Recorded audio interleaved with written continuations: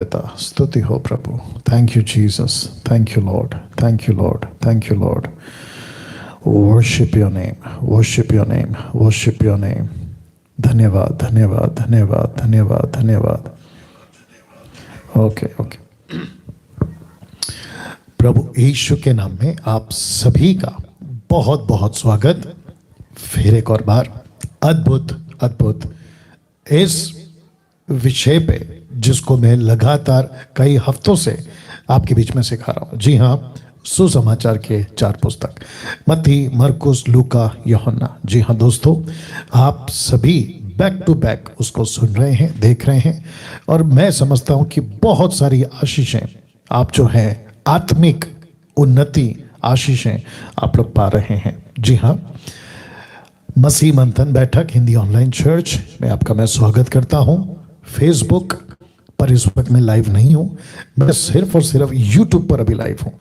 अच्छा, इसका link copy कर सकते हैं, वहां पे कर दीजिए जी। साथ ही साथ आप जितने भी अभी यूट्यूब पे जुड़े हैं, ओके, आप जितने अभी यूट्यूब पे जुड़े हैं, आप सभी को, अगर आप फर्स्ट टाइम हैं तो सब्सक्राइब करें, आइकन बेल दबाएं ताकि मैसेजेस जब आते हैं आप लोगों तक पहुंच सके। जी हाँ, मैं कह रहा था कि मसीह मंथन बैठक हिंदी लाइन ऑनलाइन चर्च में आपका मैं स्वागत करता हूं। मैं प्रति रविवार एवरी संडे आपके बीच में आता हूं 7:30 से 9 बजे तक के बीच में। एक प्रार्थना के साथ आज की जो बातें हैं, आज की जो सभा है, हम उसको शुरू करेंगे। जी हाँ दोस्तों, आपके जहन में, आपके दिमाग में एक बात अगर आ रही होगी जो कि मैं समझता हूँ कि मैं उसको क्लियर करूँ। वर्शिप कई संडे से हम नहीं कर रहे। उसकी वजह यह है कि जो टीम है उसके ऊपर हम काम कर रहे हैं ताकि बेहतर तरीके से आपके बीच में वर्शिप हम ला सकें, और उसकी प्रयास हम कर रहे हैं। मे बी नेक्स्ट मंथ से हम उसको शुरू करेंगे, ठीक है ना। आइए प्रार्थना करते हैं और फिर हम शुरू करेंगे। सृष्टिकर्ता पिता यीशु के नाम से इस वक्त हम आपके पास आते हैं। स्वामी, प्रार्थना करता हूं कि जितने भी सदस्य इस वक्त में देश और विदेश से, जिस किसी भी जगह से, जिस किसी भी वर्ग के, उच्च जाति, नीच जाति, पिछड़ी, किसी भी धर्म का, प्रभु अगर इस वक्त इस सभा को, इस वीडियो को या लाइव अभी देख रहा है, प्रभु मैं प्रार्थना करता हूं उसकी आत्मिक आंखें खोलिए, उसकी बुद्धि ज्ञान को आप छुइए प्रभु जी, ताकि परमेश्वर सत्य को जान सके। मकसद यही है कि इस प्लेटफॉर्म से जो आपने हमें दिया है, सोशल मीडिया, सोशल तरीके से, परमेश्वर फेसबुक, यूट्यूब, किसी भी माध्यम से, प्रभु मैं प्रार्थना करता हूं कि उन तक सुसमाचार खराई से, सच्चाई से, किसी भी तरीके के मिलावट के बगैर वचन उन तक पहुंचे। ऐसी कृपा आपसे मैं मांगता हूं। आदर महिमा आपको देता हूं प्रभु। जितने भी लोग अभी मसीह मंथन के, कलीसिया के, आपके कलीसिया के लोग जो जुड़े हैं प्रभु, उनको भी आप मार्गदर्शन करें। आदर महिमा आपको देते हैं। ये प्रार्थना यीशु के नाम से मांगते हैं, सुने और दया से कबूल करें, आमीन। जी दोस्तों, आप ताली बजा सकते हैं अगर आप लोग अभी जुड़ चुके हैं। अब मुझे सिर्फ बता देना यूट्यूब पे कितने लोग हैं। वो ले लो, टैब ले लो, बाद में देख लेना। और साथ ही साथ ये जो प्रोग्राम है ये एडिट होगा बाद में, और यही वजह है कि हम इसको अलग से एडिट करके, क्योंकि कुछ पॉइंट्स ऐसे हैं जिसको हम एडिट करना चाहेंगे और आप तक पहुंचाएंगे, ठीक है ना। चलिए दोस्तों, कुछ अनाउंसमेंट आपके बीच में मैं पहले रख देता हूं। आप सभी जानते हैं कि SSD, जिसको कहते हैं स्कूल ऑफ साउंड डॉक्ट्रिन, जो कि प्रति शनिवार एवरी सैटरडे होता है 7:30 बजे के बाद से, ये सिर्फ और सिर्फ चलता है जूम पर। तो जिस किसी को भी SSD का स्कूल ज्वाइन करना है, सीखना है डॉक्ट्रिन क्या है, जो कि हमारा मकसद है कि खरी शिक्षाओं के साथ योद्धाओं को तैयार करें, तो उसके लिए आप क्या कर सकते हैं, SSD का जो व्हाट्सएप ग्रुप है आप उसमें जुड़ सकते हैं। आप लोग जानते हैं किसको कॉल करना है, अभी मैं नंबर रखूंगा, उनको कॉल करके आप SSD ग्रुप में जुड़ सकते हैं। जी हाँ, बेहद खुशी के साथ ये बता पा रहा हूं कि बच्चों के लिए जो सभा है वो स्टार्ट हो चुकी है, जिसको मैं समझता हूँ 3 महीने के आसपास हो चुके हैं। और सिस्टर शर्मिला जी इसको जो है सुरेश कामले साहब की जो पत्नी है वो इसको चलाती हैं। और मैं चाहता हूं कि आप लोग सभी अपने बच्चों को उसमें जरूर जोड़ें। जी हाँ, मसीह मंथन बैठक से जुड़ने के लिए मैं आप सभी को स्वागत करता हूं। आप अगर सिर्फ मुझे सुनते हैं या 250 ऑनलाइन प्रीचर्स को आप सुनते हैं और आप अभी तक इस ग्रुप से नहीं जुड़े, जो कि व्हाट्सएप ग्रुप है स्टेट लेवल पे, जितने भी भारत के स्टेट्स हैं और उसके बाद जितनी भी कंट्रीज हैं, अभी फिलहाल 18 से भी ज़्यादा कंट्रीज में मसीह मंथन के लोग जुड़ चुके हैं, एक्टिव हैं। और साथ ही साथ 29 राज्यों में 28 राज्य ऐसे हैं जहां पे लोग जुड़ चुके हैं। तो मैं रिक्वेस्ट करता हूं कि आप सभी सिर्फ सुने नहीं, मेरे सब्सक्राइबर्स या फेसबुक पे फॉलोअर्स ना बने, बल्कि आप लोग ग्रुप ज्वाइन करें। उसका पर्पस कहने का ये है कि आप सभी को एजुकेट करना है मसीह की दह के लिए, क्योंकि डैनियल राज किसी डिनोमिनेशन का प्रतिनिधि नहीं है। आपने ठीक सुना, मैं पास्टर हूं, यह सच है, लेकिन 5 प्रकार की सेविकाएं जो पास्टर का काम है मैं उसको कर रहा हूं। ओके, और मैं वापस कह देता हूं कि मैं क्रिश्चियन धर्म का प्रतिनिधि नहीं हूं। ओके, साथ ही साथ मकसद ये है मसीह मंथन का कि आप सभी को हम मसीह के काम के लिए तैयार कर सकें, इक्विप कर सकें। इस मकसद के साथ हम आपके बीच में ये बातों को रख रहे हैं। तो पास्टर डैनियल, अगर हमें जुड़ना है, क्योंकि फेसबुक पे काफी लोग पूछते हैं हम क्या करें, तो मुझे नहीं समझ में आता कि जब मैं कहता हूं तो उस नंबर पे आप लोग फोन क्यों नहीं करते। तो जिनको नहीं पता, आप सभी के लिए इन नंबरों पर आपको फोन करना है। सबसे पहले 29 राज्य के व्हाट्सएप ग्रुप्स हैं, देवेंद्र सावंत को कॉल करना है और ये व्यक्ति आपको जो है ग्रुप में जोड़ेंगे। अगर इनका नंबर नहीं लगता है, ये रिस्पांस नहीं देते हैं, प्रतिक्रिया नहीं आती है, तो मैं चाहता हूं कि ये बाकी जो नंबर्स हैं आप इनको कॉल कर सकते हैं। मैं फ्रेम में नहीं हूं ना जी। सिस्टर नीता जी को कॉल कर सकते हैं एसएसडी के ग्रुप के लिए, और साथ ही साथ एमएमबी ग्रुप के लिए जुड़ने के लिए सिमरप्रीत शमी जी हैं, जितेंद्र साहब हैं और श्वेता जी हैं। इनको आप कॉल कर सकते हैं, ये इनका नंबर है।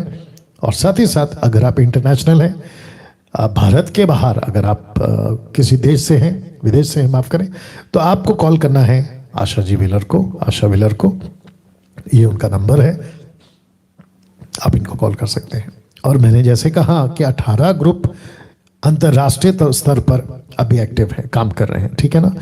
पाकिस्तान के लिए आपको जो है कॉल करना है ब्रदर नरेंद्र राव साहब को, और ये आपको जो है पाकिस्तान का जो ग्रुप है उसमें ऐड कराएंगे, जोड़ देंगे। और जिसके चलते मैं समझता हूँ कि काफ़ी पाकिस्तानी भाई बहन हमसे जुड़ रहे हैं, और मैं रिक्वेस्ट करता हूँ कि आप लोग बड़ी तादाद में पाकिस्तान से भी जुड़ें, ताकि वहाँ पर भी खरी शिक्षाएं हम लोगों तक पहुँचा सकें।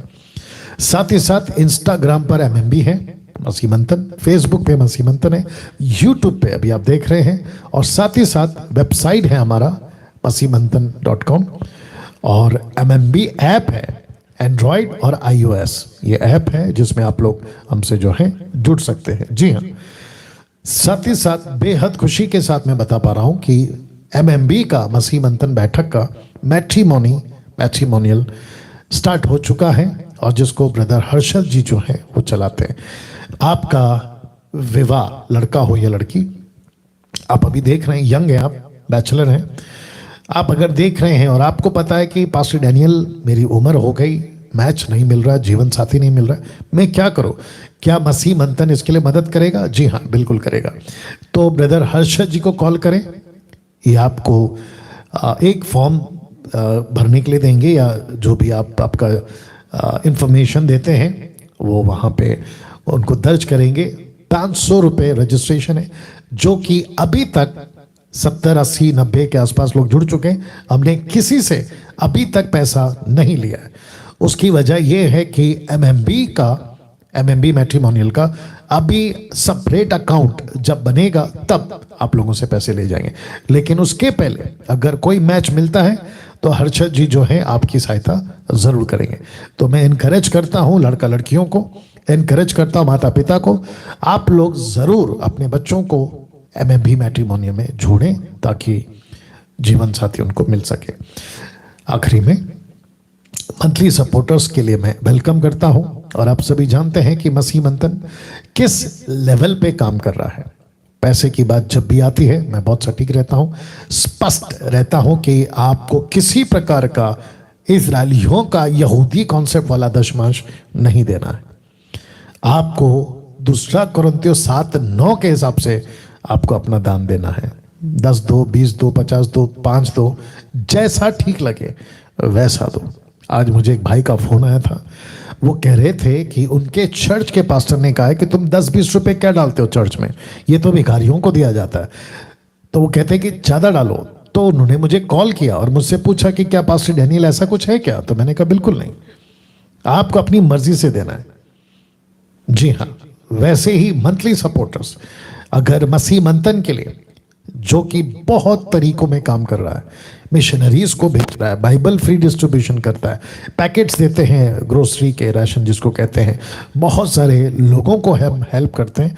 तो अगर उसके लिए कोई आगे आना चाहता है तो आप लोग ज़रूर हमें मंथली सपोर्टर्स बनकर आगे आ सकते हैं। तो आपको इनको कॉल करना है, हम डिटेल्स, अकाउंट डिटेल्स नहीं दे रहे हैं, आपको इनको कॉल करना है और ये आपको जो है अकाउंट डिटेल देंगी और उसमें आपको पैसे डालने हैं, और वो मेरी निगरानी में रहता है या मेरे देखरेख में रहता है, आप उसकी चिंता ना करें। तो 2 कुरिन्थियों 9:7, जी हाँ 7 का 9 नहीं, 9 का 7, इस वचन के मुताबिक आप जो हैं अपना, इस वचन के मुताबिक आप अपने तरीके से प्रभु के काम के लिए दे सकते हैं ना।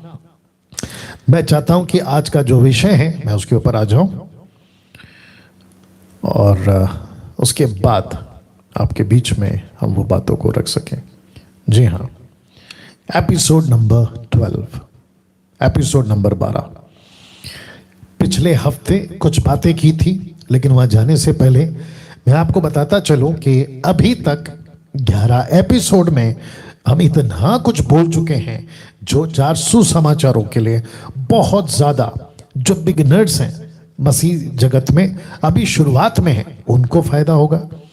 साथ ही साथ जो मसीह को नहीं जानते, यीशु को नहीं जानते, जीसस को नहीं जानते, अगर वे सीखना चाहते हैं बाइबल क्या है, यीशु कौन है, मैं उन सभी मेरे हिंदू भाइयों को, मुसलमानों को, बौद्धिस्ट को, पारसियों को और जितने भी दुनिया में धर्म के लोग हैं, उन सभी को कहना चाहता हूं कि अगर यीशु की बात आपको जानना है, बहुत सटीक, बहुत ज्यादा डिटेल में, लेकिन बहुत सरल तरीके से हिंदी भाषा में आप सभी को जानकारी यीशु के प्रति इसमें मिल जाएगी। यूट्यूब के ऊपर मेरा बहुत सारा वीडियोस है, तो जितने यूट्यूब के लोग हैं आप जानते हैं, आपको सिर्फ इतना करना है कि प्लेलिस्ट में जाना है और आपको मेरा SSD, माफ करें, वो गॉस्पल वाला जो कॉलम है उसमें जाना है, और आपको एपिसोड वाइज आपको 1 से लेके 11 तक, और आज का 12वां है, आज रात को ऐड हो जाएगा, आप लोग उसमें जरूर देखें और सीखें, बहुत जरूरी है, ठीक है ना। पिछले हफ्ते हमने 3 विषयों पर बात करी थी और बात कर चुके हैं।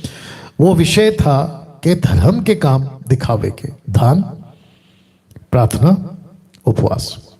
जी हाँ, इन 3 विषयों पे पिछले हफ्ते हमने बात की थी, अगर आपको याद होगा। तो अगर आपने इसको नहीं देखा है तो मैं रिक्वेस्ट करता हूं देख लें, क्योंकि कई लोग जानना चाहते हैं कि दान, ऑफरिंग कहां तक देना है, कैसे देना है, उसके ऊपर। हालांकि मैं उस विषय को नहीं छुआ हूं जिसको ताइद कहते हैं, लेकिन बहुत कुछ बोला हूं। प्रार्थना, इस पे बात करी है और जबरदस्त बात करी है। उपवास, फास्टिंग, इस पे बात करी है। तो पिछले हफ्ते हमने 3 विषय को छुआ था, और मैं वापस कहता हूं कि अगर आपने नहीं देखा है तो जरूर देखें। अब उसके आगे जो बातें हैं आपके बीच में रखूंगा। बात करते हैं धन और चिंता की। जी हां, मैं रिपीट करता हूं कि धन और चिंता, और ये दोनों एक दूसरे से जुड़े हुए हैं ये दोनों एक दूसरे से जुड़े हुए। जिसके पास धन है उसके पास चिंता नहीं है, और जिसके पास में धन नहीं है उसके पास चिंता है। और यीशु इन दोनों को नहीं करना कहता है, नहीं रखना, नहीं करना। क्या गजब की बात यीशु ने करी, और इसको कैसे हम समझें, मैं इसके ऊपर आऊंगा। और फिर उसके बाद जो फेसबुक पे मैंने डाला था मैथ्यू 7:1, मैं उसको बताकर आज का जो सेशन है, एपिसोड है, उसको फिनिश करूंगा। तो जितने भी हमारे सदस्य हैं, आप लोग अपनी तैयारी कर लें, क्योंकि आप यहां से इस 2 विषय पे और मत्ती 7:1 पे बात कर कर मैं आपके बीच में आज का एपिसोड खत्म करूंगा। तो सबसे पहले बात करते हैं धन की। जी, आप इसको देख लीजिएगा प्लीज, पद 19 से 24 तक, मत्ती का 6वां अध्याय, याद आ गया होगा आपको। इस विषय पे अब यहां से मैं बात करूंगा। सबसे पहले धन की बात करेंगे, ठीक है ना। एक बात आपको समझनी होगी, और वो ये है कि धन यानी पैसा, रुपया गलत नहीं है। मैं कुछ सेकंड इसको रख रहा हूं, रिपीट करता हूं कि पैसा, धन गलत नहीं है या नहीं है, बल्कि धन का लालच गलत है। ये 2 बात आपको समझनी होगी। इसलिए लिखा है कि एक बात आपको समझनी होगी कि पैसा गलत नहीं है, लेकिन पैसे का लालच गलत है। क्या आप लोग इससे वाकिफ हैं? फोटो खींच के बता देना। क्या आप लोग इससे वाकिफ हैं? अक्सर जो बैलेंस नहीं करते ना, मैं उनकी बात कर रहा हूं। वो अक्सर कहते हैं पैसा गलत है, पैसा गलत है, पैसा गलत है। पैसा गलत नहीं है, पैसे का लालच गलत है, या पैसे का लालच गलत है। मैं कुछ वचन रख रहा हूं आपके बीच में। 1 तिमोथी 6:10, 1 तिमोथी चैप्टर 6 वर्स 10 कहता है, क्योंकि रुपए का लोभ, परफेक्ट, रुपए का लोभ समझते हैं, लस्ट, लालच, या लालच, लस्ट ऑफ द मनी, या क्योंकि रुपए का लोभ सब प्रकार की बुराई की जड़ है, बुराइयों की जड़ है, माफ करें, जिसे प्राप्त करने का प्रयत्न करते हुए कितनों ने विश्वास से भटक कर अपने आप को नाना प्रकार के दुखों में या दुखों से छलनी बना लिया है। तो यीशु जब यहां पे कह रहे हैं कि अपने लिए पृथ्वी पर धन इकट्ठा ना करो, वचन 19, जहां कीड़ा और काई बिगाड़ते हैं, जहां चोर सेंध लगाते और चुराते हैं। ये जो शब्द है ना, कीड़ा और काई, जहां चोर सेंध लगाते हैं, ये आत्मिक बातें हैं। क्योंकि जिस धन की यहां यीशु बात कर रहे हैं, उसके 2 मतलब हैं। एक जिसको हम लिटरली पैसा कहते हैं, दूसरा जो हम परमेश्वर को सब कुछ मान लेते हैं, उसको भी हम कहते हैं कि ये मेरी प्रॉपर्टी है, परमेश्वर मेरी प्रॉपर्टी है, परमेश्वर मेरा धन है, मैं उसके पीछे चलूंगा। मैं उसकी भी बात कर रहा हूं। तो आत्मिक बात है। तो यीशु कहता है कि पृथ्वी पर धन इकट्ठा ना करो, जहां कीड़ा और काई बिगाड़ते हैं, जहां चोर सेंध लगाते हैं, चुराते हैं। यह आपको क्यों कहा यीशु ने? क्योंकि यीशु जानता था और वो बताना चाह रहा था उन दिनों के लोगों को, और खास करके अपने चेलों को जो बैठकर वहां पे सुन रहे। याद रखिए, यह पहाड़ी उपदेश है। तो यीशु कहता है कि जो कल को बिगड़ सकता है वो पैसा, जिसको चोर चोरी कर सकता है वो पैसा, उसको क्यों इकट्ठा कर रहे हो? उसको क्यों, उसके पीछे जो खराब हो जाएगा उसके पीछे तुम क्यों मेहनत कर रहे हो? ये मकसद था यीशु के शब्दों का। वचन 20 में वो कहते हैं, परंतु अपने लिए स्वर्ग में धन इकट्ठा करो, जहां ना तो कीड़ा है, ना काई बिगाड़ते हैं, ना जहां चोर सेंध लगाते, ना चुराते हैं। अब आपको समझ में, यहां पे कितना प्रकार का धन है? 2। एक धन एक ही है, लेकिन 2 एंगल है। एक पृथ्वी का धन और दूसरा स्वर्ग का धन। मतलब आपको अगर पैसे जमा करना है तो पृथ्वी पे मत करो। परमेश्वर यीशु कहता है कि स्वर्ग में धन इकट्ठा करो। मैं आपको बताऊंगा कि पास्टर डैनियल, अगर ऐसा है तो हमने जो बैंक बैलेंस में एफडी करके रखा है, प्रॉपर्टी रखा है, बच्चों के लिए जो हमने घर खरीद के रखा है, उसका क्या? मैं उसके ऊपर आऊंगा। वो गलत नहीं किया आपने, मैं आऊंगा उसके ऊपर। और वो गलत नहीं है, करना चाहिए। लेकिन यहाँ पे बात हो रही है लालच की। यहाँ पे बात हो रही है परमेश्वर को छोड़ आप पृथ्वी पे ही धन फोकस करें, इसकी बात हो रही। कॉन्टेक्स्ट को समझिएगा, ठीक है ना। इसलिए पहली लाइन क्या लिखा है, तुम पृथ्वी पर धन इकट्ठा ना करो। दूसरे शब्दों में यीशु कह रहा है कि तुम तो पृथ्वी पे धन इकट्ठा कर रहे हो, लेकिन तुमने स्वर्ग में तो कुछ भी नहीं किया। ये वाली बात है, मैं आऊंगा उसके ऊपर। वचन 21 लिखा है, क्योंकि जहां तेरा धन है वहां तेरा मन भी लगा रहेगा। तो सारा खेल धन का नहीं है, सारा खेल मन का है। तो इसका मतलब है, अगर आपका मन पृथ्वी के धन पे लग गया कि भाई पृथ्वी पे पैसा जमा करना है, तो आपका मन प्रभु का काम कभी नहीं करेगा। मैं आगे रखूंगा कि क्यों कभी नहीं करेगा। जिसके चलते वो कहता है कि एक काम करो, तुमको अगर पैसा जमा करना है तो स्वर्ग में जमा करो। और वो क्या है, मैं उसके ऊपर भी आऊंगा। वो क्या है, कौन सा पैसा, वो उसके ऊपर भी आऊंगा। तो कहता है क्योंकि जहां तेरा धन वहां तेरा मन भी लगा रहेगा ना। अब इसको हम ऐसे देखेंगे कि मानो सब कुछ आपका आंख किस पर लगा है उसकी बात कर रहा है कि शरीर का दिया लाइट आंख है। इसलिए यदि तेरी आंख निर्मल हो तो तेरा सारा शरीर भी उजाला होगा, परंतु यदि तेरी आंख बुरी हो तो तेरा सारा शरीर भी उजियारा होगा। इस कारण वह उजाला जो तुझ में है यदि अंधकार हो तो वह अंधकार कैसा बड़ा होगा। तो इसका मतलब है कि अगर आपका आंख, आपका मन, आपका फोकस अगर प्रभु नहीं है, आपका पैसा पृथ्वी पे इकट्ठा करने का है, तो कहता है कि अगर वो अंधेरा हो जाए, अगर आंख बुरी हो जाए, पूरा शरीर अंधियारा हो जाए, तो वो अंधकार कैसा बड़ा होगा। मतलब तुम भटक गए फिर। जिसके चलते पौलुस, क्या बात मैंने आपके बीच में रख दिया, वो कहता है कि जिसका प्रयत्न करने का, जिसको प्राप्त करने का प्रयत्न करते हुए कितनों ने विश्वास से भटक कर अपने आप को नाना प्रकार के दुखों से छलनी बना लिया। भटक गए, टोटल पैसे के चक्कर में भटक गए। कौन सा पैसा? लालच। तो जब जीसस कह रहे थे ना यहां पे कि पृथ्वी पे धन इकट्ठा ना करो, यीशु कह रहे हैं कि स्वर्ग में धन इकट्ठा करो। और यहां पे कहता है कि जहां तेरा धन वहां तेरा मन रहेगा। और वो बुरा हो जाए, अगर तेरा मन भटक जाए तो वो कैसा भयानक होगा। कोई मनुष्य दो स्वामी की सेवा नहीं कर सकता, क्योंकि वह एक से बैर दूसरे से प्रेम रखेगा, वह एक से मिला रहेगा और दूसरे को तुच्छ जानेगा। तुम परमेश्वर और धन दोनों की सेवा नहीं कर सकते। ये बॉटम लाइन मैंने इसलिए रखा है ताकि मैं आपको बता सकूं। वाह पास्टर डैनियल, क्या पैसा हमको जमा नहीं करना चाहिए? बिल्कुल करना चाहिए। क्या हमको बैंक में बैंक बैलेंस नहीं रखना चाहिए? बिल्कुल रखना चाहिए। क्या हमको एफडी नहीं करनी चाहिए? बिल्कुल करनी चाहिए। क्या किसी प्रकार की प्रॉपर्टी, घर खरीदना बच्चों के लिए, फ्यूचर के लिए, क्या वो नहीं करना चाहिए? बिल्कुल करना चाहिए। आप रखिए ना। लेकिन मकसद यहां पर यीशु का क्या है?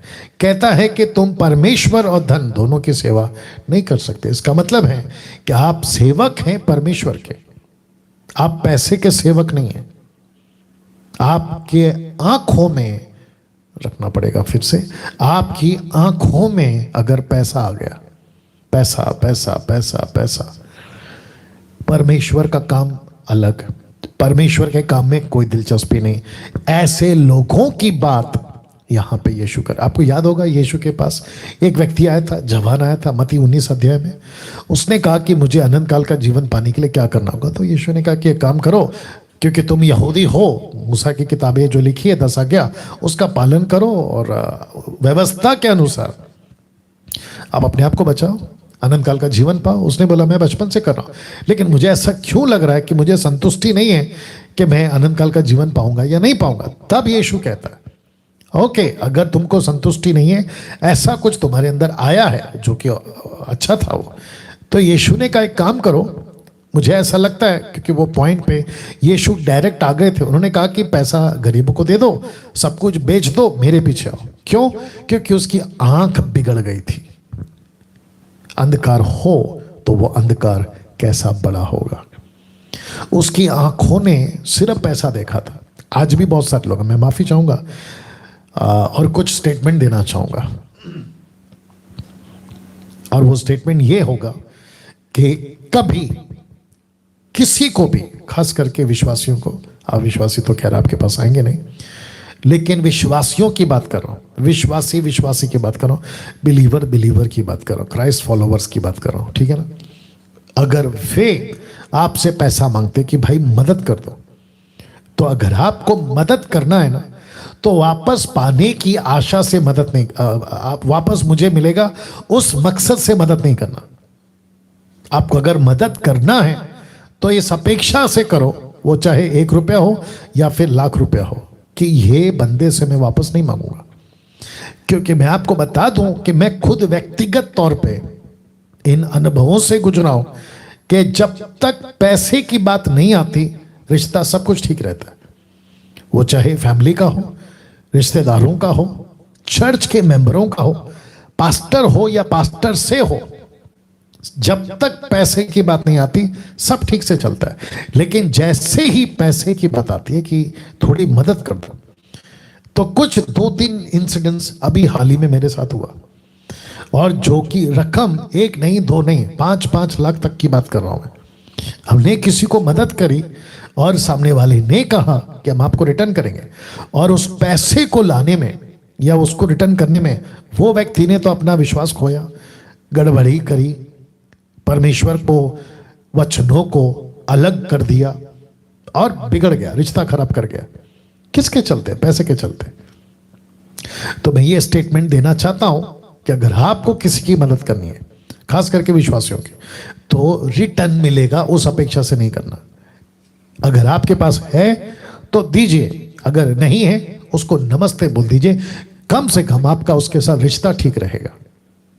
अगर आप ये कहते हो या सामने वाला ये कहता है कि मुझे कुछ मदद कर दो, मैं रिटर्न कर दूंगा इन दिनों में, 10 दिनों में, 20 दिनों में, जो भी दिनों में, तो नमस्ते करिए उसको नमस्ते करिए। वापस कह रहा हूं 2 तरीका, या तो एक, आप अपेक्षा नहीं करना कि वापस लूंगा, उधार दिया है तो वापस मिलेगा, नहीं करना।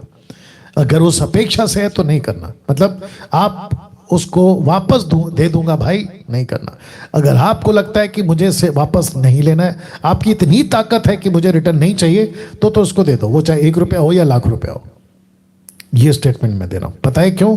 क्योंकि बहुत सारे लोगों ने अपनी आंखें खराब कर ली है और अंधकार इतना बड़ा हो गया कि वो विश्वास से रख रहा हूं विश्वास से भटक गए। लिखा है, जिससे प्राप्त करने का प्रयत्न करते हुए कितनों ने विश्वास से भटक कर अपने आप को नाना प्रकार के दुखों से छलने कर लिया। विश्वास से भटक गए, रिश्ता खराब कर लिया, दोस्ती खराब कर ली, परमेश्वर से भी रिश्ता खराब कर लिया, और टोटली ऐसा बिहेव कर जा रहे हैं जिसको कहते हैं अविश्वासी, अन्य जाति। मैं रखूंगा अभी अन्य जाति। तो वापस आते हैं इस लाइन पे कि पृथ्वी पर धन इकट्ठा ना करो। मैंने क्लियर कर दिया, बैंक बैलेंस कर सकते हैं, लेकिन आपका फोकस स्वर्ग होना चाहिए, क्योंकि लिखा है जहां तेरा धन वहां तेरा मन। पास्टर डैनियल, ये धन क्या है जो मुझे स्वर्ग में इकट्ठा करना है? ऑफ कोर्स, परमेश्वर के लिए जीते हुए सोल्स, आत्माएं, जो आप अन्य जातियों को बचाते हो ना, किसी की आत्मा बचाते हो सुसमाचार सुनाकर, उसको कहते हैं स्वर्ग पर धन इकट्ठा करना। और मैं इनकरेज करूंगा कि आप लोग करिएगा।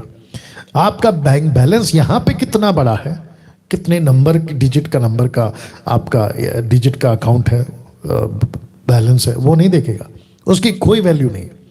देखिए लिखा है ना, कीड़ा खा लेगा, काई लग जाएगी और चोरी करके चला जाएगा। इस प्लैनेट पे बिल गेट्स हो या उसका बाप, राजा हो, महाराजा हो, लंदन का प्रिंस हो, करोड़पति हो, बिलियनियर, ट्रिलियनियर, जो भी हो, इस पृथ्वी का पैसा खत्म हो जाएगा। लेकिन जो पैसा बचेगा ना, जिसको चोरी नहीं कर सकता कोई, जिसको कीड़ा नहीं लग सकता, जिसको काई नहीं बिगाड़ सकती, बरसों अनंत काल तक टिका रहेगा, और वो है स्वर्ग में धन इकट्ठा करना। तो जिसके चलते, बहुत अच्छा लाइन यीशु ने यहां पर कही, मैं आपके बीच में उसको रखना चाहता हूं कि तुम परमेश्वर और धन दोनों की सेवा नहीं कर सकते। ये सीधी लाइन है, सीधी लाइन है। यीशु ने कहा एक व्यक्ति 2 जगह पर काम नहीं कर सकता, 2 स्वामी की सेवा नहीं कर सकता, या एक व्यक्ति 2 नाव पे ट्रैवल नहीं कर सकता, सफर नहीं कर सकता। जिसके चलते यीशु कहता है तुम दोनों के सेवक नहीं बन सकते। वहां से परमेश्वर अपेक्षा करेगा कि तुम ये काम करो, वहां से पैसा तुमको खींचे करेगा कि ये काम करो। तो आपको बता दूं कि धन और चिंता दोनों का कनेक्शन, अभी मैं आ रहा हूं उसके ऊपर।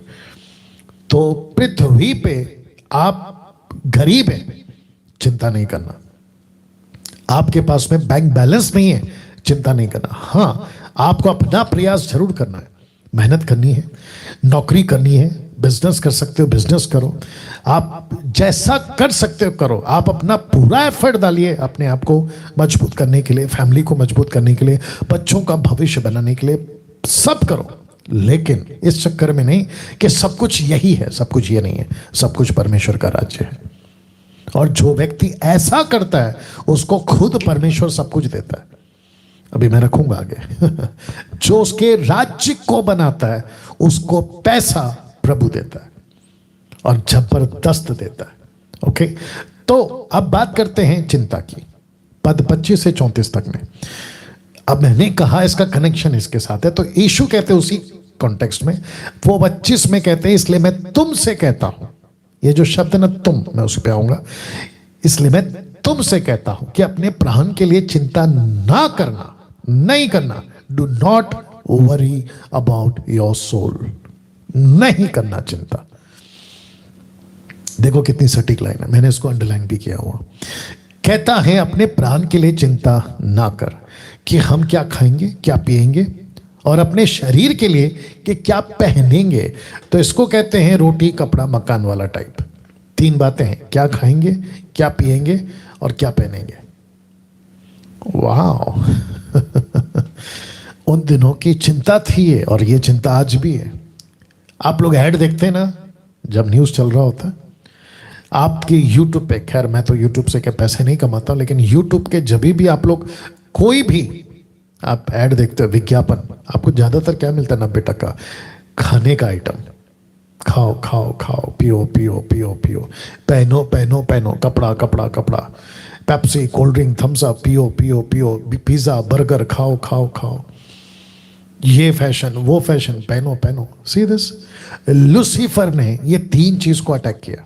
बोला जीसस कहता है क्या खाएंगे चिंता मत करो, क्या पिएंगे चिंता मत करो, क्या पहनेंगे चिंता मत करो। लूसीफर कहता है इसी पे चिंता करवाऊंगा। तो पूरी की पूरी 790 करोड़ की आबादी वर्ल्ड की, 7.9 बिलियंस, उनका चिंता सुबह शाम एक ही है, क्या खाएंगे क्या पिएंगे क्या पहनेंगे। और यीशु कहता है चिंता मत करो। See this, total opposite. या आप लोग समझ रहे हो अभी। तो कहता है क्या प्राण भोजन से और शरीर वस्त्र से बढ़कर है। इसका मतलब है कि आपका जो जीवन है ना उसके सामने भोजन कुछ भी नहीं है, और आपका जो शरीर है उसके आगे कपड़ा कुछ भी नहीं है। या यही तो कह रहे हैं। तो वचन 26 में आकाश के पक्षियों को देखो, वे ना तो बोते हैं ना तो काटते ना खेतों में बटोरते हैं। अब आपको एक कॉन्सेप्ट समझा देता हूं, इसी के आगे का लाइन आएगा। यीशु कहता है आकाश के पक्षियों को देखो, फिर कहता है वे ना तो बोते हैं ना काटते हैं ना खत्तों में बटोरते हैं। शब्द पे ध्यान देना, इसको मैंने लाल से स्पॉट किया है। तो भी तुम्हारा स्वर्गीय पिता, तुम्हारा पिता, नॉट पक्षियों का पिता। या पक्षियों का पिता नहीं, जानवरों का पिता नहीं, जंगलों का पिता नहीं, कहता है तुम्हारा पिता। इसलिए मैंने तुम्हारे पे स्पॉट किया। कभी आपको कौवा, चिड़िया, कबूतर, तोता, मैना ये कहते हुए नहीं मिलेंगे कि ऊपर बैठा परमेश्वर हमारा पिता है। और ना ही पिता परमेश्वर कभी कहेगा कि ये जितने भी चिड़िया, जानवर, पक्षी, जंतु है ना, इनका मैं पिता हूं। वो कहता नहीं, पिता तो वो तुम्हारा है। तो जिसका पिता नहीं होकर उनको ऐसे संभाल सकता है मानो उनका पिता है, तो वो तो तुम्हारा खुद का पिता है, तो वो तुमको कितना संभालेगा। आप समझ रहे हैं बात को। तो जिसके चलते तो भी तुम्हारा स्वर्गीय पिता उनको खिलाता है, क्या तुम उनसे अधिक मूल्य नहीं रखते? सीधा कंफर्ट। इसको कहते हैं कि यीशु कहता है कि मैं मिशन में भेज रहा हूं, लेकिन ऐसे कंफर्ट के साथ भेज रहा है कि चिंता मत करो। आपको किसी प्रकार की कोई चिंता करने की जरूरत नहीं। मैं कोई एक दिमाग में एग्जांपल आ रहा है, मैं जब ट्रैवल करता था ना ट्रेन में, खास करके प्लेन ट्रेन की भी बात कर लेते हैं, आप जैसे टिकट खरीदते थे ना, तो टिकट के साथ में आपको लिखित में आता था कि मील इज फ्री। मील मतलब खाना। अगर आप राजधानी में हैं, मुंबई से दिल्ली, और भी आजकल बहुत सारी फैसिलिटीज दी गई है, आपने जैसे टिकट खरीदी, आप सुबह बैठो शाम को बैठो, तो रात का खाना फ्री, सुबह का नाश्ता फ्री, दोपहर का लंच फ्री। वो किसके साथ आता है पता है? टिकट के साथ आता है। आपने जो रकम चुकाई है ना टिकट की, भारत सरकार कहती है चिंता मत करो, इस टिकट के साथ आपको पूरे सफर में जब तक आपकी मंजिल नहीं आती आपका खाना फ्री है। वाह! यीशु कहता है जिस दिन तुमने सैल्वेशन की टिकट खरीदी और जिस दिन तुम निकल पड़े अनंत काल के जीवन के सफर में, कि जिस दिन तुमको अनंत काल की डेस्टिनी मिलेगी, तब तक का खाना, क्या खाएंगे, क्या पिएंगे और क्या पहनेंगे, उन सब का चिंता तुमको नहीं करना है। तुमको सिर्फ गाड़ी पकड़नी है। वाह! आई थिंक कुछ लोग ताली बजा रहे होंगे। कैसा लग रहा है?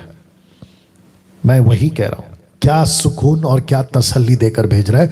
तो भी तुम्हारा स्वर्गीय पिता उनको खिलाता है। क्या तुम उनसे अधिक मूल्य नहीं रखते?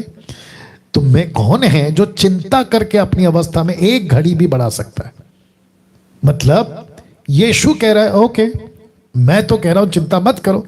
एक काम करते, तुम लोग चिंता करके देखो।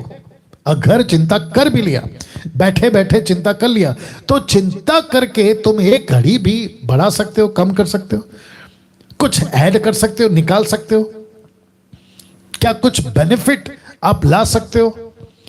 लेकिन उसके बावजूद मुझे भी कॉल्स आते हैं, आप लोग भी जानते हैं, अक्सर अगर कोई चर्च का पास्टर सुन रहा होगा तो वो भी परेशान होता होगा, क्योंकि यस डैनियल भाई आपने सही कहा, अक्सर विश्वासी लोग, अभी के नहीं, अच्छे अच्छे खासे 10 साल के, 15 साल के, 20 साल के विश्वासियों की बात कर रहा हूं, अक्सर उनके मुंह से चिंता वाली बात निकल जाएगी। अरे ये परेशानी, अरे वो परेशानी है। ऊपर से प्रभु बोलता है देखो कैसा हो गया ये।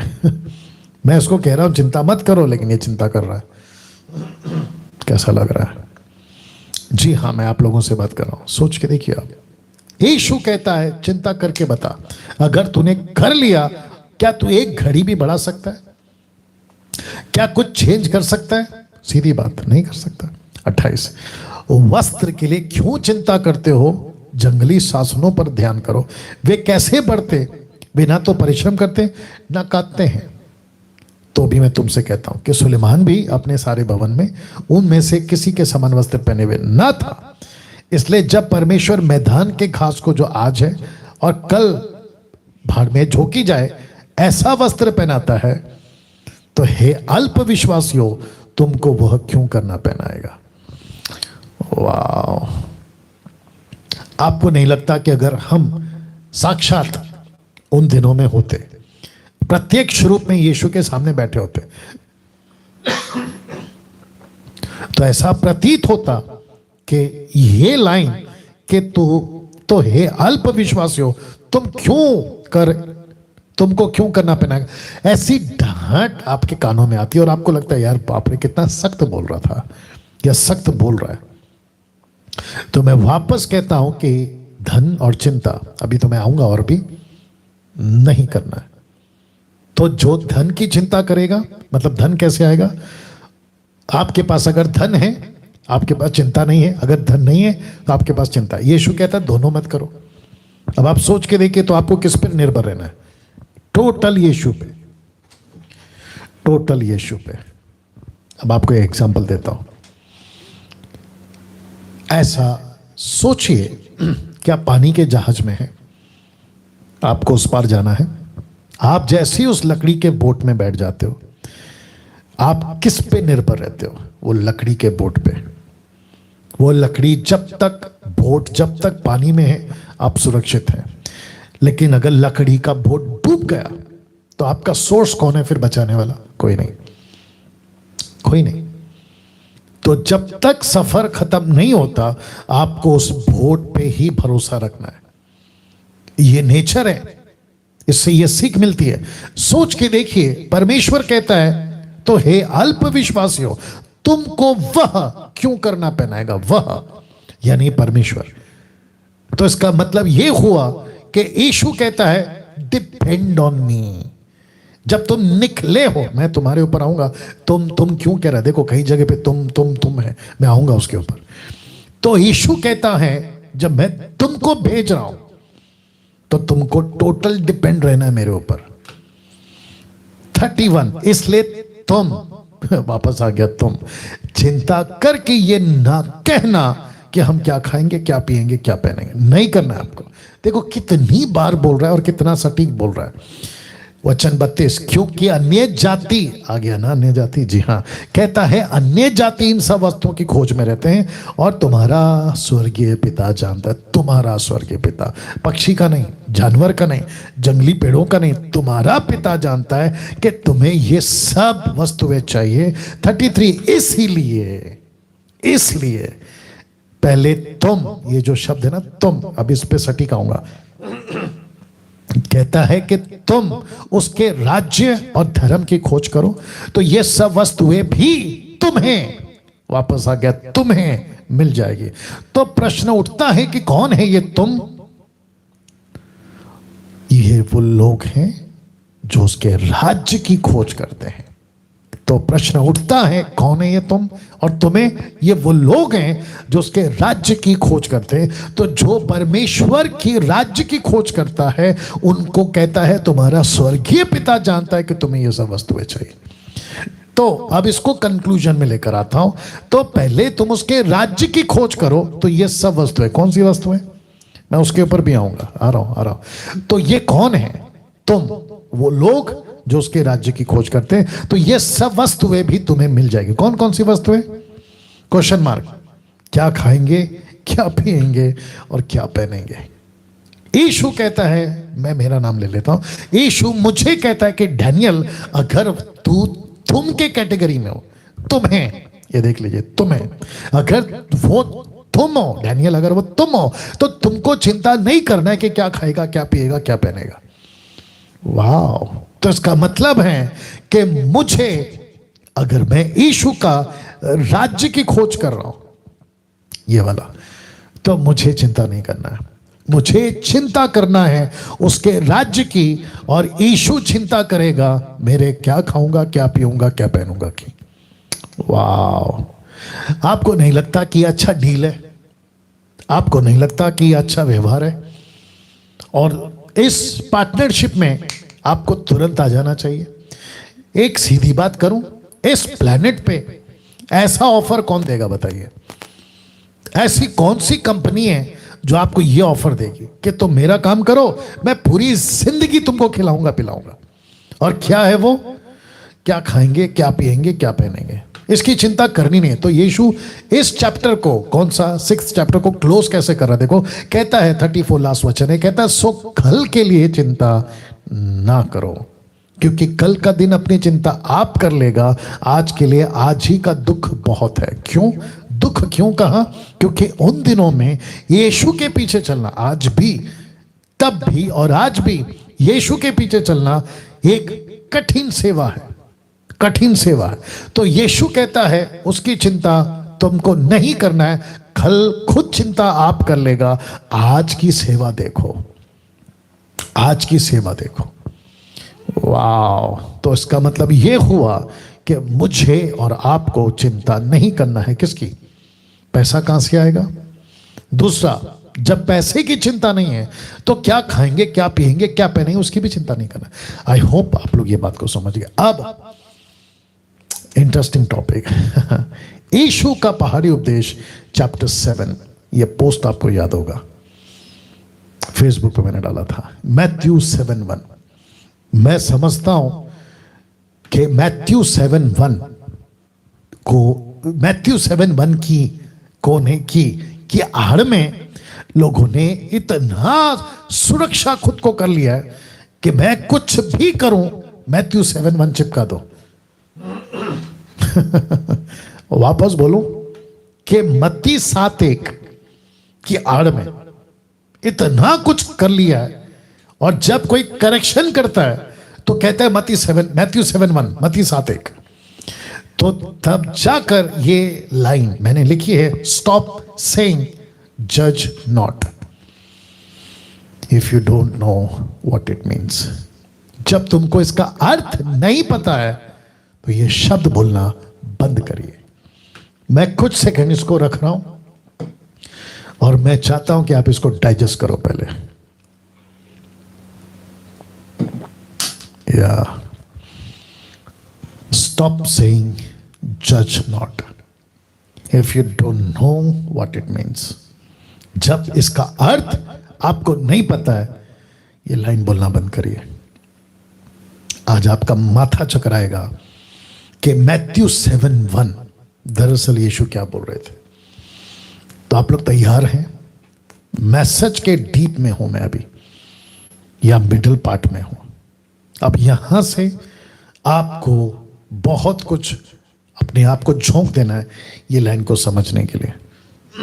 तो वापस कहता हूं, स्टॉप सेइंग जज not if you don't know what it means. Okay ना, मत्ती 7:1 में दरअसल लिखा क्या है, दोष मत लगाओ कि तुम पर भी दोष ना लगाया जाए। ये आपका Hindi translation, amplified Bible. Do not जज and criticize and condemn others unfairly with an attitude of self-righteous superiority, as thou assuming the office of judge, so that you will not be judged unfairly. ये amplified Bible version है। तो Jesus ने यहां व्यक्तिगत do not जज and criticise condemning others unfairly with an attitude of self righteous, मतलब लोगों को यीशु कहना चाह रहा है कि तुम खुद ठीक हो ऐसा तुमको लगता है और सामने वाला गलत है, उसके चलते तुम उसके जज बन गए। यीशु इसको कह रहा है। तो तब जाकर मैंने लिखा कि दोष मत लगाओ, दोष शब्द को समझना होगा। और सबसे ज्यादा गलती लोग इस शब्द को नहीं समझे जिसको कहते हैं दोष, जज, और इसके लिए उठे सुटे, मतलब पानी की तरह बोल देते, हु यू आर टू जज मी, तू कौन होता है मुझे जज करने वाला। अरे भाई पहले इसका मतलब समझ ले। और आज मेरी पूरी कोशिश है कि मैं आपको इसका मतलब बताऊं। तो लिखा है दोष शब्द को समझना होगा। दोष लगाना व्यक्तिगत और सेविकाई में परख कर दोष लगाना दोनों अलग अलग विषय है, और मैं भी क्लियर करूंगा।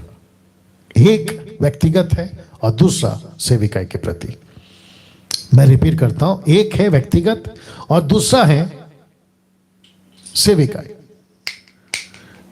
आवाज बंद करने बोलो। सेविकाई, इट्स ओके। एक व्यक्तिगत और दूसरा है सेविकाई। आपको बात को समझना होगा ना। पास्टर डैनियल, क्या वाकई में यहां पर ऐसा कुछ है? जी हां। तो सबसे पहले हम इस दोनों विषय पर बात करेंगे। सबसे पहले बात करते हैं व्यक्तिगत दोष की। पद 2 से 5 पद तक में कॉन्टेक्स्ट को समझेगा, क्योंकि 7 का 1 कहता है दोष मत लगाओ। ये देख लीजिए, दोष मत लगाओ कि तुम पर भी दोष ना लगाया जाए, ठीक है। लेकिन वचन 2 में कॉन्टेक्स्ट आ रहा है, क्योंकि जिस प्रकार तुम दोष लगाते हो उसी प्रकार तुम पर भी दोष लगाया जाएगा। क्यों? क्योंकि जो दोष लगा रहा है वो खुद ही ठीक नहीं है।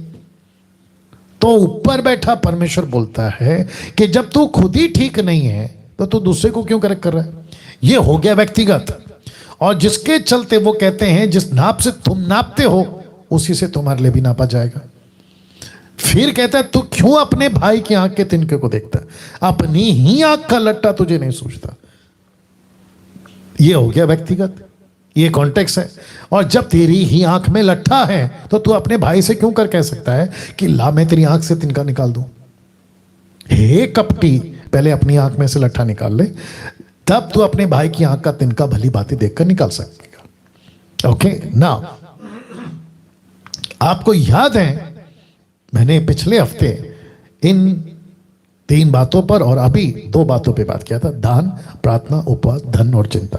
इसका कनेक्शन कहां है? अंदर से, अंदर से कनेक्शन है। आपको अंदर काम करना है। तो लिखा ये आपके अंदर से कार्य आपको करना है, ये अंदर का काम है। लेकिन यीशु चाहता है, लेकिन प्रभु चाहता है कि आप बाहर से भी कार्य करने में ठीक रहें। और बाहर कौन मिलते हैं आपको? बाहर मिलते हैं आपको अविश्वासी और विश्वासी। लेकिन अभी कॉन्टेक्स्ट में विश्वासी है। तो गलतियों की किताब 6:10 में, गलतियों 6:10 में पौलुस क्या कहता, देखो, कहता है इसीलिए जहां तक अवसर मिले हम सबके साथ भलाई करें, विशेष करके विश्वासी भाइयों के साथ। विश्वासी भाइयों इंग्लिश में ब्रदरन, मतलब पुरुष और स्त्री दोनों आ गए, ब्रदर्स एंड सिस्टर्स दोनों आ गए, ठीक है ना। वाह, भलाई करो विश्वासियों के साथ। सीधे। तो यहां पे क्या चल रहा है? मैं तेरी आंख का तिनका देख सकता हूं, मैं तेरी आंख का तिनका देख सकता हूं। जबकि यीशु कहता है तेरी ही आंख में लट्टा पड़ा हुआ है, यह तुझे नहीं समझता या सोचता। और जब तेरी ही आंख में लट्ठा है तो तू अपने भाई से क्यों कर कह सकता है कि ला मैं तेरी आंख से तिनका निकाल दूं? जब आप ही खुद ठीक नहीं है तो फिर आप दूसरों को क्यों कह रहे हैं? मैं हमेशा एक डायलॉग मारता हूं, आपकी पीठ आपको नहीं दिखती, आपकी पीठ दूसरों को दिखती है। तो जब कोई कहता है ना कि तेरी पीठ में कचरा है, तो एक्सेप्ट कर लिया करो कि हाँ यार कचरा होगा, क्योंकि आपको नहीं दिखता है ना। या ये व्यक्तिगत है साहब। तो मैं यहां पर इस वचन में वापस आऊंगा। यीशु चाहता है कि हम बाहर वालों के साथ अच्छे से रहें। अंदर आप ठीक हैं, प्रेज गॉड, लेकिन व्हाट अबाउट आउटसाइड, बाहर वालों के साथ आप, और वो भी विश्वासियों के साथ। तो मैं सबको पूछूंगा, अभी जितने मुझे देख रहे हैं, मैं सबको पूछूंगा आपका रिश्ता मसीहत में मसीह भाइयों के साथ कैसा है? या फिर आर पार की लड़ाई लड़ रहे हो, मैं तुझे देख लूंगा और वो कहता है मैं तुझे देख लूंगा। क्या इस लेवल पे पहुंच गए?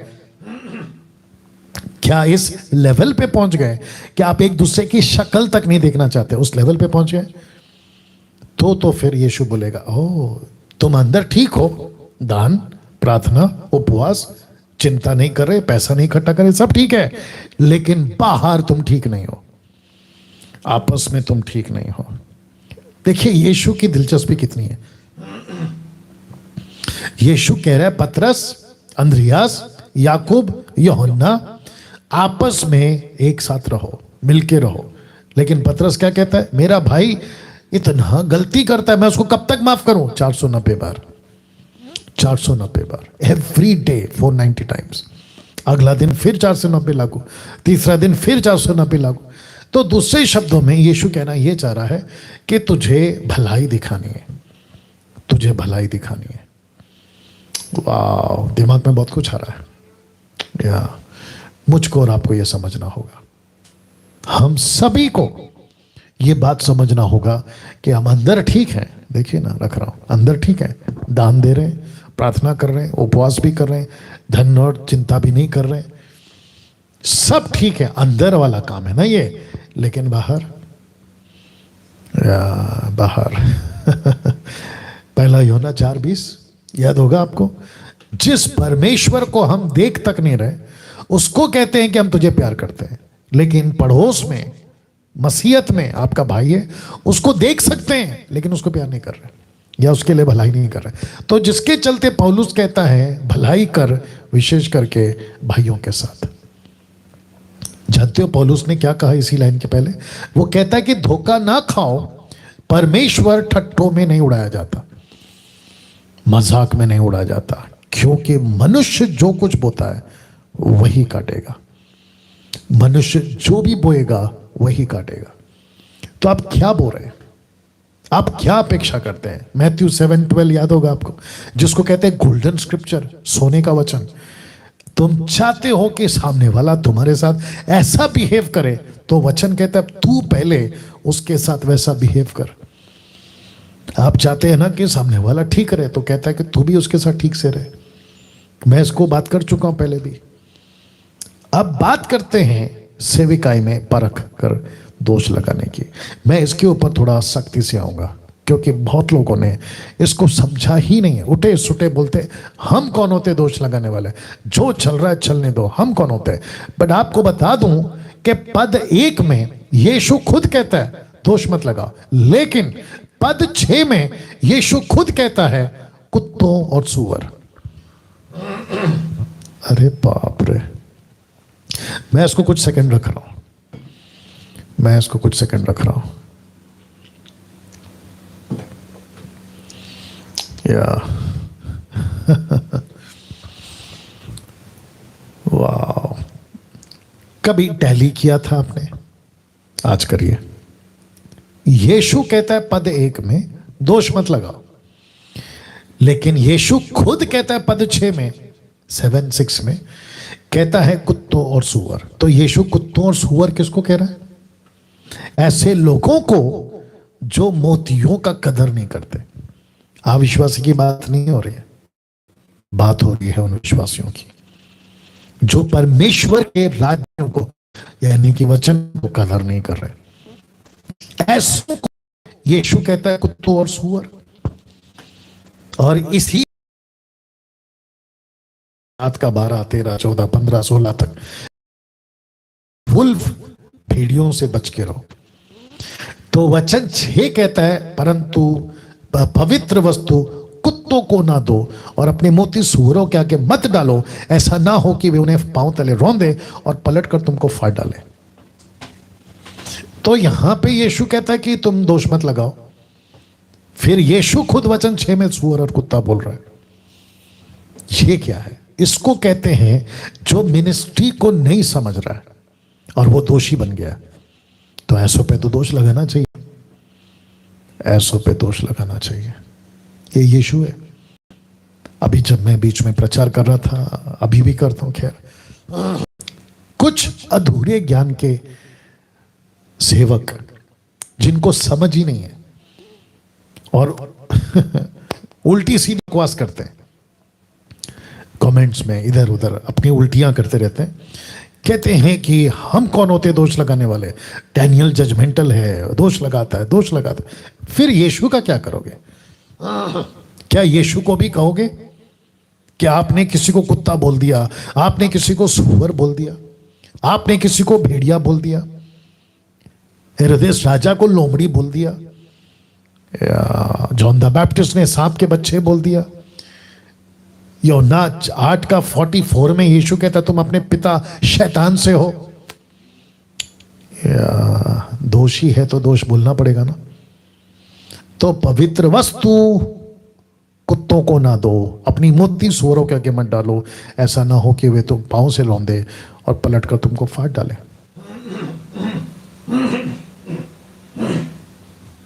मत्ती 7:15 में भी यीशु कहता है झूठे भविष्यवक्ताओं से सावधान रहो,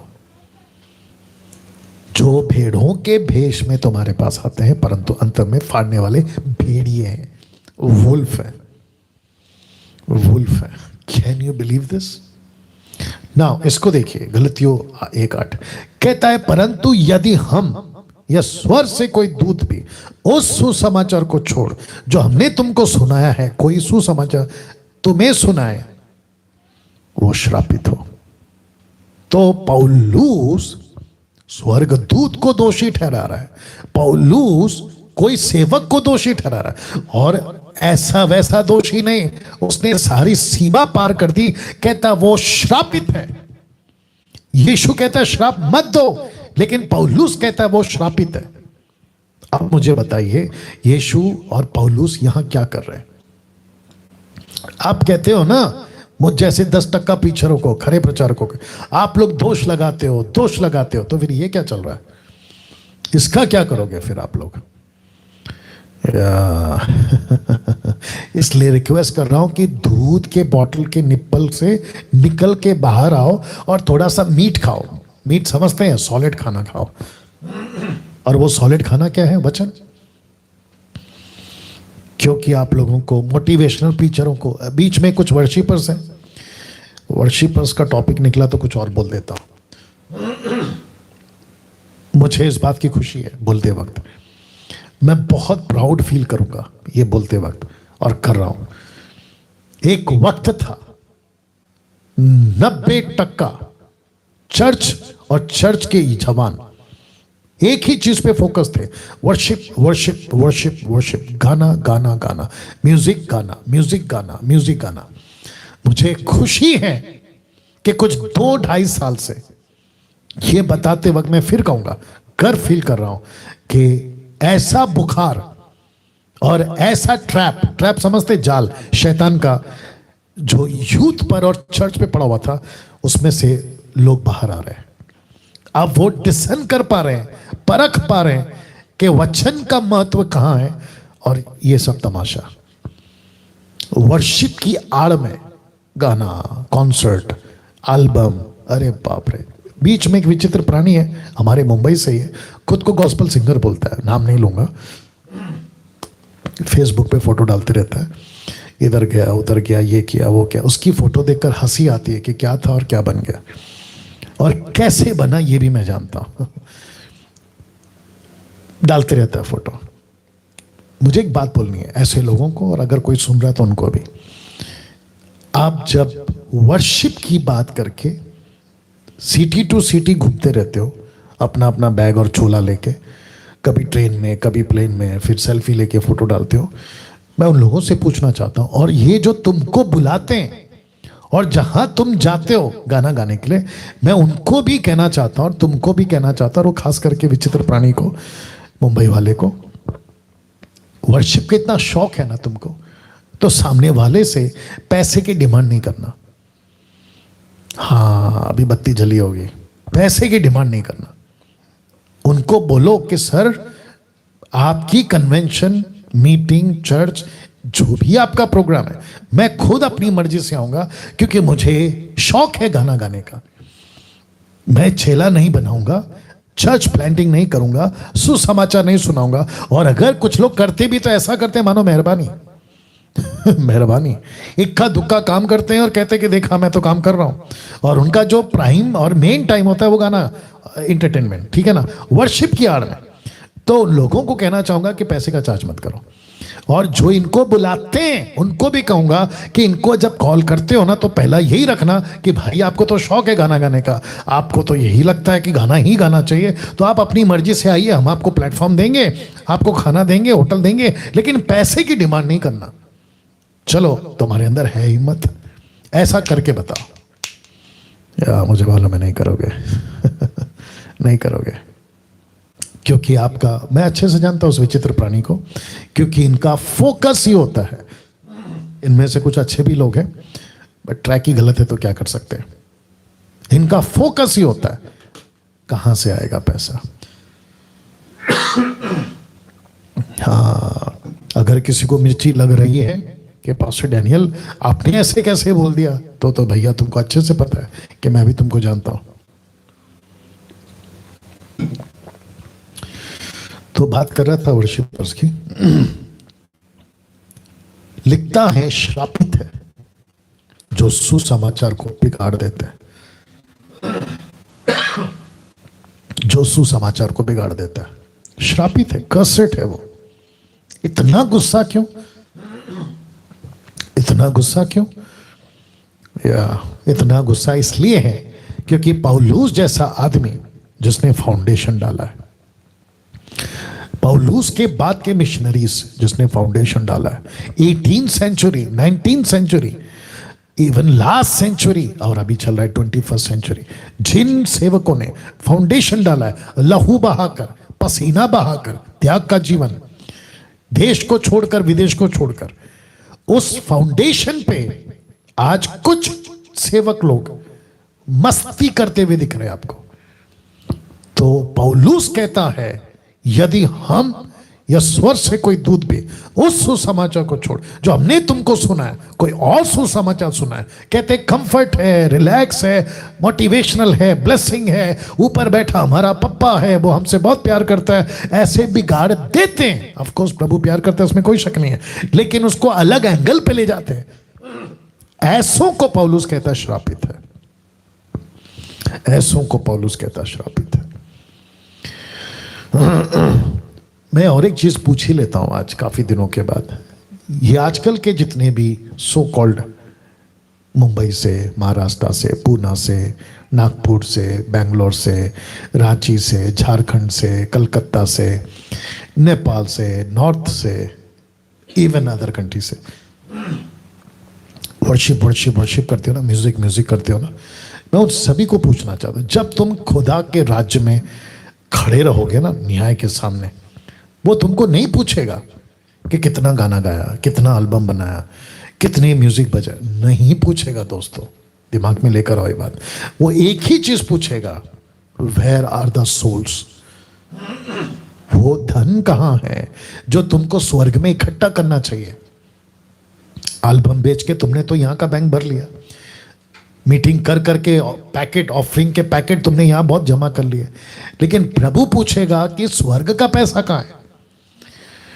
या तो वहां पे भिखारी बनकर घूमने से अच्छा, आपका बैंक बैलेंस नील होने से अच्छा, आप अभी से काम करो ना।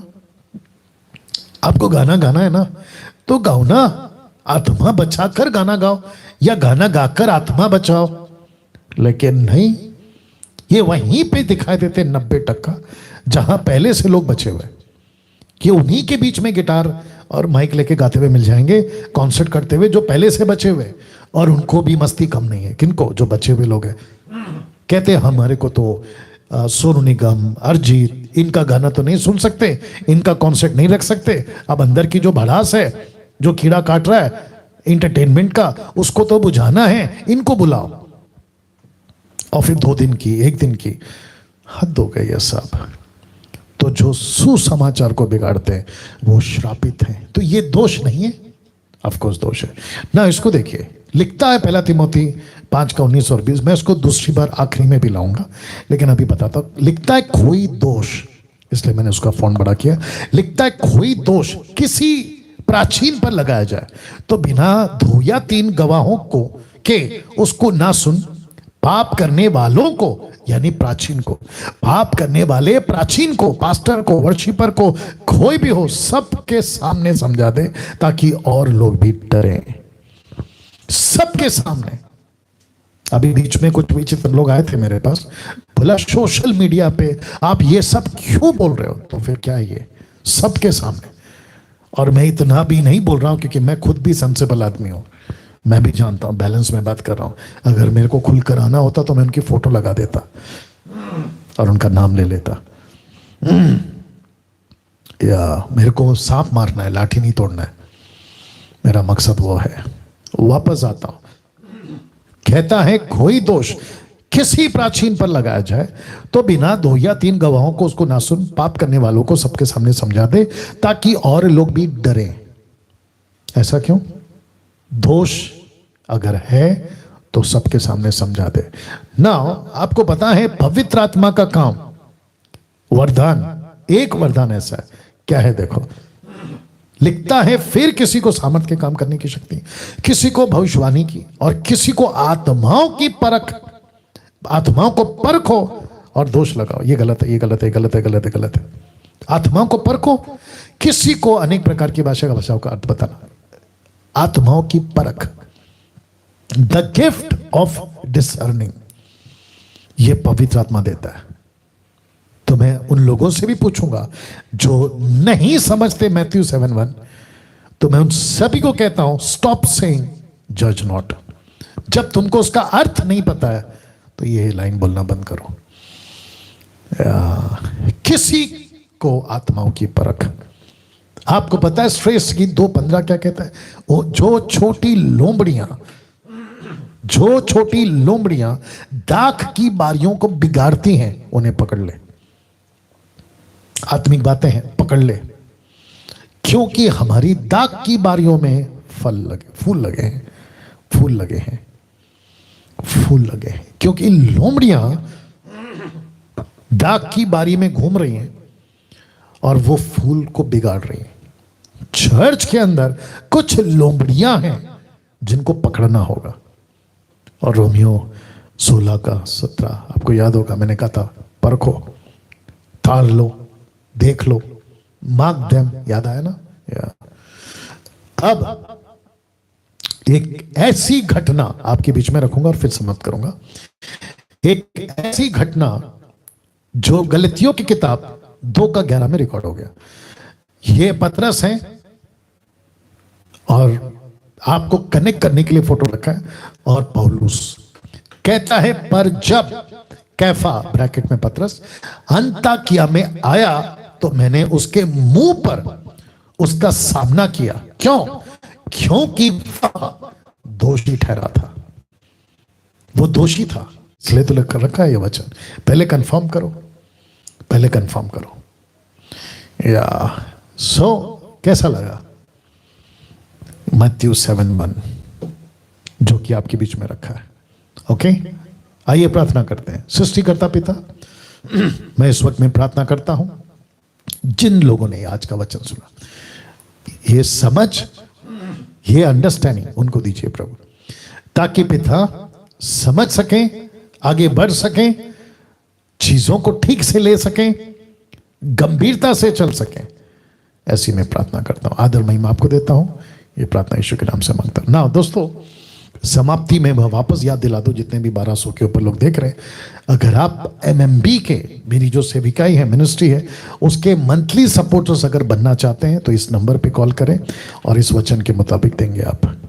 किसी पे कोई जबरदस्ती लालच नहीं है, क्योंकि हम बहुत सारा काम मसीह मंथन के तरफ से पूरे भारत में करने जा रहे हैं। तो मैं इसी स्लाइड के साथ आपसे विदा लेना चाहूँगा और अगले हफ्ते एपिसोड नंबर 13 में आपका मैं इंतज़ार करूँगा। अपना ख्याल रखें, वीडियो को खूब शेयर करें और इसकी एडिट वीडियो भी आएगी, उसको भी खूब शेयर करें। प्रभु आपको आशीष दे। अपना ख्याल रखें। जय मसीह।